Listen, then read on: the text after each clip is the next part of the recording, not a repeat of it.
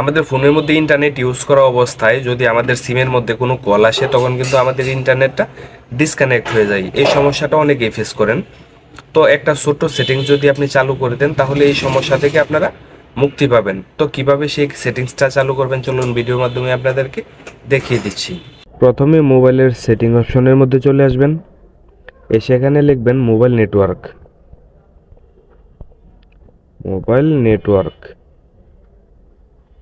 এটা লিখে সার্চ করে দিলেই আপনারা এই যে এই অপশনটা দেখেন এটা পেয়ে যাবেন, এখানে চলে আসবেন। তো এসে একটু টান দিয়ে নিচে আসবেন, আসার পর অ্যাক্সেস পয়েন্ট নেম এখানে চলে আসবেন।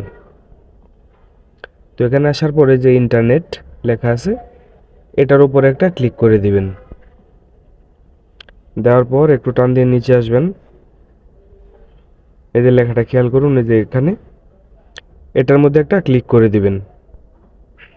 দেওয়ার পরে যে কোনোটার মধ্যে দেওয়া থাকুক না কেন আপনারা জাস্ট এটার মধ্যে দিয়ে দিবেন।